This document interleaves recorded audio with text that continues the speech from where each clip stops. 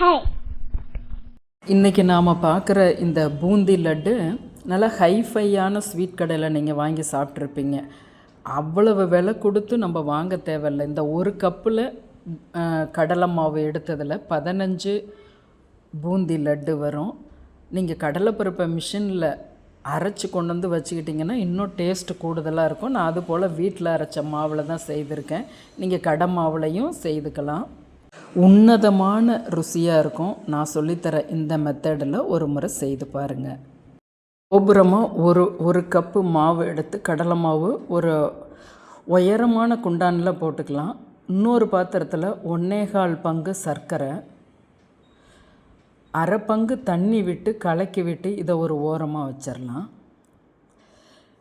நம்ம எடுத்து வச்சுருக்க கடலை மாவில் ஒரு பிஞ்சு உப்பு போடுறோம். சோடா உப்பு கண்டிப்பாக இந்த அளவு, ஒரு கப்புக்கு இவ்வளவு. நீங்கள் 4 கப்பு போட்டிங்கன்னா இந்த அளவுக்கு போடணும். சோடா உப்பு, ஆப்ப சோடா. ஏன்னா இது தான் ரொம்ப ஒரு சாஃப்டை கொடுக்கும். ஒரு பங்கு கடலை மாவுக்கு ஒரு பங்கு தண்ணிங்கிறது ரொம்ப சரியாக இருக்கும். கொஞ்சம் நீங்கள் நிறுத்தி வச்சுட்டு கிளாக் வாய்ஸில் இது போல் விஸ்கில் சுற்றுனீங்கன்னா கட்டிகள் துளி கூட இருக்காது. கரண்டியில் கூட சுற்றலாம். தண்ணி கொஞ்சம் கூடுதலாக போயிடுச்சுன்னா 1 ஸ்பூன் கடலை மாவு நீங்கள் கலந்துக்கலாம். இந்த பூந்தி லட்டுக்கு சில்வர் சட்டியே போதுமானது. ஏன்னா நம்ம போட்டு 2 திருப்ப போகிறோம். இது நான் ரீஃபைண்ட் ஆயில் நான் போட்டிருக்கேன் பாருங்கள். இதுதான் இந்த நம்ம பூந்தி செய்யக்கூடியது. பின்பக்கம் சொரும்பாக இருக்கணும். இது 160 ரூபா தான் பாத்திர கடைகளில் இருக்குது. எண்ணெயில் துளி போடுறோம், அது மேலெலும்பி வருது.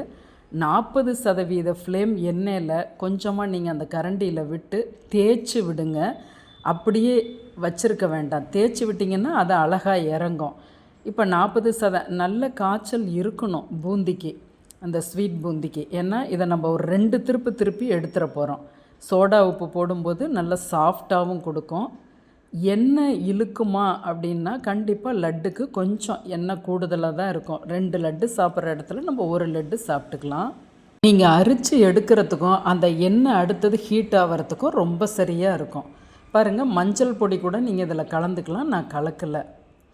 10ல் கொஞ்சம் தண்ணியாக இருந்ததுன்னா இது போல் 1 ஸ்பூன் நீங்கள் சேர்த்துக்கலாம். இப்படி ஒவ்வொரு அரிப்பாக அரித்து எடுத்துடலாம் பூந்திகளை. முத்தாக இருக்குது பாருங்கள். அடுத்தது இந்த ஜீரா பாத்திரத்தை வைக்கிறோம். நான் கொஞ்சமாக ஃபுட் கலர் சேர்க்குறேன். நீங்கள் மஞ்சள் பொடி கூட சேர்த்துக்கலாம். இது ஒரு ஸ்ட்ரிங் கன்சிஸ்டன்சி வரும். 3 நிமிஷத்தில் வந்துடும். தொடரும். அப்படி 2 விரலில் வச்சு இழுக்கும்போது நிற்கிது ஸ்டிக்கியாக.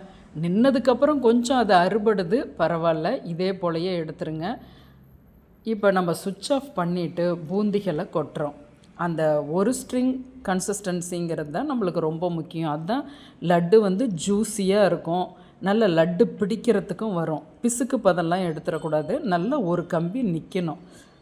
இப்போ கிராம்பு, முந்திரி, திராட்சையை அந்த நம்ம பூந்தி சுட்டோம் இல்லையா, இந்த பாத்திரத்தில் கொஞ்சம் நெய் போட்டு முதல்ல முந்திரி திராட்சையை வறுத்துட்டு அடுத்தது கிராம்பு போட்டு நல்லா வதக்கி விட்டுக்கலாம். கொஞ்சம் வெடிக்கும் கிராம்பு. நீங்கள் கொஞ்சம் ஒரு மூடி அப்படி ஒரு கழிச்சது போல் வச்சுட்டிங்கன்னா இதை ஒரு தட்டில் எடுத்து மாற்றி வச்சிட்டோம். இப்போ 20 நிமிஷம் கழித்து பார்க்குறோம். நல்லா ஜீராலாம் உள்வாங்கியிருக்கு. இதை ஒரு மத்து கொண்டு கொஞ்சம் ஏலக்காய் பொடி போட்டு அப்படி லைட்டாக ஸ்மேட்ச் பண்ணி விடுறோம். பாதி மசிஞ்சும் மசியாமையும் இருக்கும். அப்படி திருப்பி விட்டு அப்படி லைட்டாக மசிச்சுக்கலாம். இப்போ அந்த வறுத்து வச்ச பொருட்களை போட்டுடலாம். கிராம்பு போட்டு பாருங்கள், நல்லா டைஜஷனும் ஆகும். அந்த வாசம் அட்டகாசமாக இருக்கும். ஒரு டீஸ்பூன் மட்டும் நெய் நிறைய போட்டால் லட்டு சுவையை தராது. இப்போ 1 கப்புக்கு 1 டீஸ்பூன் வலிய நெய் போட்டு நல்லா உருண்டைகளாக பிடிக்கும்போது கொஞ்சம் ஜூஸியாக இருக்கும். 20 நிமிஷம் பொறுத்து நம்ம பார்க்கும்போது நல்லா கொஞ்சம் காஞ்சு வந்துடும். இப்போ பாருங்கள், 20 நிமிஷம் கழித்து இதை நான் உங்களுக்கு உடச்சி காமிக்கிறேன்.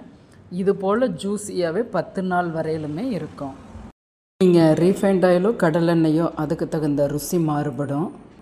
மாவுக்கு தண்ணி கரைக்கும் போது 1 பங்கு மாவு எடுத்திங்கன்னா 1 பங்கு தண்ணியே பிடிக்கும். கொஞ்சம் கம்மியாகலாம். ஒரு கம்பி உடையிறது போல் எடுத்திங்கன்னா இவ்வளோ சாஃப்ட் 10 நாள் வரையிலும் இதே போலையே இருக்கும். நம் சேனலை சப்ஸ்கிரைப் பண்ணுங்கள், ஷேர் பண்ணுங்கள்.